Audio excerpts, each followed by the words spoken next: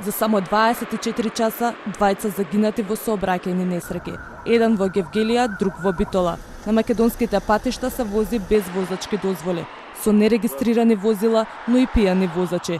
Дали лошите патишта или човечки фактор е причината во која секојдневно гинат луѓе? Македонија во последните 15 години бележи најголем пат на бројот на жртви.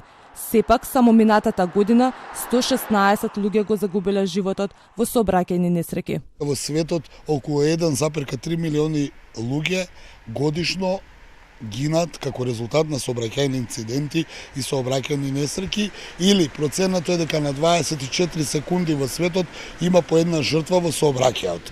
Мора да се знае, и тоа го повторуваме секогаш, дека на ниво на година најголем број на жртви има токму во сообраќајни несреќи, значи нема ниту во војни, нема ниту во елементарни непогоди, нема ниту во пандемии и болести, туку токму во сообраќајот. Брзо возење, алкохол, користење мобилен телефон, преминување на црвено се само дел од причините за зголемениот број на сообраќајни несреќи на македонските патишта во кои секојдневно се губат човечки животи. Причините за сообраќајни несреќи се најразлични, но секогаш е човечкиот фактор. Ќе потсетам да одговорното однесување во сообраќајот е секогаш главна причина за евентуални сообраќајни инциденти. Било да се тие со фатален исход, било да се тоа на ниво на прекршок. Зголемената магла, ниските температури, влажните коловози ќе бидат дел од проблемите со кои возачите ќе се соочуваат во овој период.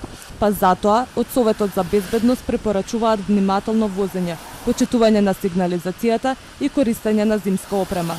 Денеска, во Струмица со положување на цвеќе и символично испишаниот број 116, беше одбележено сеќавање на жртвите на сообраќајни несреќи во нашата држава.